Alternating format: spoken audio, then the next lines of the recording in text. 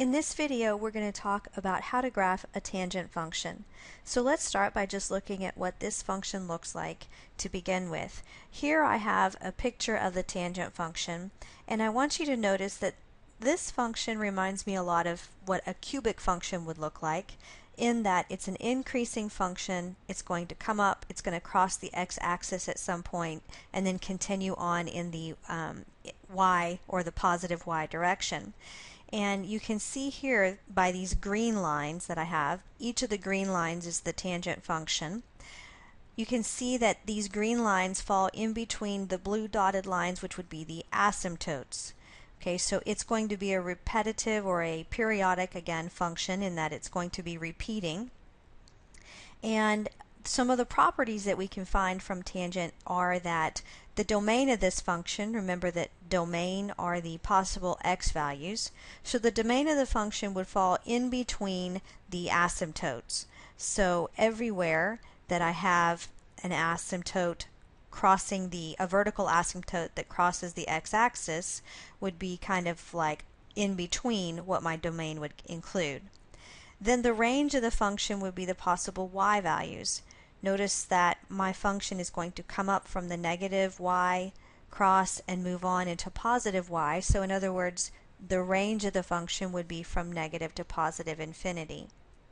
Now, unlike our sine and cosine functions, which had a period of 2 pi, meaning that one complete picture for both of those functions occurred between 0 and 2 pi, the tangent function has a period of just pi. So since the graph is shifted, it appears to be shifted, in other words, it's hard to recognize this right off the bat. But if we were to, let's go in and let's just label this. If I know that this is crossing the y-axis at pi, then this point to the left over here, I'm going to label that as pi over 2, and this point to the right of that would be 3 pi over 2. So for one complete picture of tangent to occur, meaning I'm going to come up, cross, and keep going in that direction, this all occurs in a period of pi. So if I were to take 3 pi over 2 and subtract pi over 2, you could see that that is occurring. One period is pi. Okay. Vertical asymptotes occur at odd multiples of pi over 2. So here I have 1 pi over 2, 3 pi over 2. I could move back and go negative pi over 2, negative 3 pi over 2. Okay, and that would just be a pattern that you would notice. And the last property we want to kind of distinguish here is that there is no designated amplitude. Think of amplitude as the maximum height or minimum that our function could occur at, and since my functions move off into the negative and positive y direction, there is no height, there is no maximum height, and there is no minimum. We are going to use amplitude, however, to just be able to graph, put some points on our graph. Okay, so let's go into the steps for graphing the function. We're going to first determine what the period of the function is, and tangent is different. Again, the period of tangent is going to be determined by pi over b. So since my period is a pi, then to determine my period when I graph it, we would divide it by whatever b is. Then we're going to go in and we're going to locate the two asymptotes on either side of my function that I'm graphing. And for tangent, we find that by solving these two equations right here. So I'm going to solve it for both a negative and a positive value. And I'm solving for x. In other words, I'm solving to figure out where the vertical asymptote is crossing the x-axis at on the left of my intercept and on the right of my intercept. And then based on that, we're going to divide the interval up into just two parts this time. Label both the x and the y axis using the interval here and a. Draw the asymptotes and then sketch the curve. So those are the steps that we're going to follow to be able to graph tangent functions. So let's practice that on this first one. Here I'm being asked to graph y is equal to tan of 2x, and I'm going to do this over 3 periods. So the first thing that I want to do is figure out what the period is. Okay, so step number 1 for me is going to determine what is the period, and I can do that by figuring out what b is. So here, b again is the coefficient next to the variable x. So in this case, b is 2. Therefore, the period, which is given by pi over b, would be pi over 2. Okay, so now I know I have a period. In other words, I just shrank my my picture down, so I have one complete picture occurring in a pi over 2 manner. The second thing I want to do is figure out what the asymptotes are.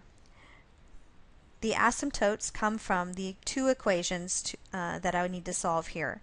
They are set up as bx is equal to negative pi over 2, bx is equal to positive pi over 2, and it's always bx equals negative and positive pi over 2. Now I'm going to solve for x. I already know what b is, so I'm going to plug in 2 for b, and I say, okay, 2x is negative pi over 2 and positive pi over 2. And solving for x, so I'm trying to solve for the where this is crossing, where the asymptote crosses the x-axis.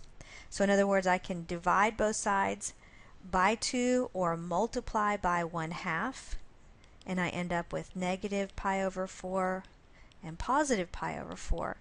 Okay, so these are the vertical asymptotes that are occurring on my function.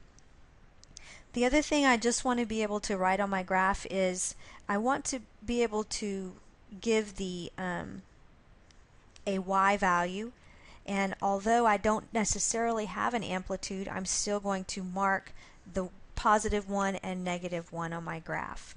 So let's go through here, and we're going to set up the graph using my asymptotes. So we're going to come in here, draw the graph like this. I know that these are one set of intervals that I'm going to mark on my graph. So I'm going to come and I'm going to put a negative and a positive pi over 4. And at those points, I have vertical asymptotes. Now, in my original question, and one more thing, I want to also, if these are my two asymptotes, midway in between that is where my tangent function is actually going to cross the x-axis, which is why I only have to figure out, which is why I only have to divide this interval up into 2 parts. So in other words, I need to figure out what the midway point is between negative and positive pi over 4, and that one's pretty straightforward, it's just 0. Now, what the instructions were asking me to do is to do this for 3 periods, which means I have one picture here and I need to draw 2 more pictures. So I can go in the positive direction, and we need to remember that for this particular function, I would have one picture, another picture occurring at pi over, if I were to add pi over 2 to each of these endpoints, or each of my asymptotes, I should say.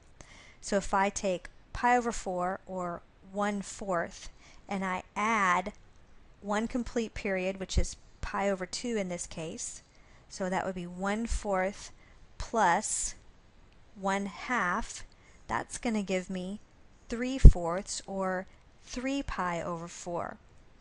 Okay, and I know that I'm going to have one more set of asymptotes occurring there. Now halfway between 1/4 and 3/4 is pi over 2. Okay, so this would be one picture, this is 2 pictures, and I'm going to move, just to try it out, I'm going to move in the negative direction also.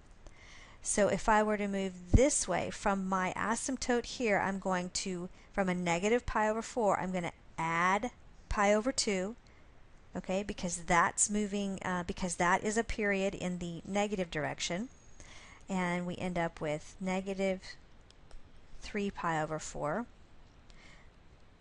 Draw one more set of asymptotes. Label my x-intercept right here at negative pi over 2. And I have my graph divided up like I need it. The other thing that I want to draw on my graph is just a point representing this number over here. So 1 and negative 1, just to give me a general idea of what's going on, because I'm not really concerned with getting all of the points. I just want to have a general idea of what this picture would look like. So my tangent function is going to come up from the negative, cross at the midpoint, and continue on in the positive. And it repeats that because it's a periodic function. Cross and move. It comes up, cross, and move. So as long as you can get the asymptotes, the x-intercept, where, in other words, where the tangent function crosses the x-axis at, as well as giving me a general idea of these numbers right here, and that it's moving, that you have the general shape correct, in other words, that it would be increasing from left to right, then you have what I need you to do as far as graphing a tangent function.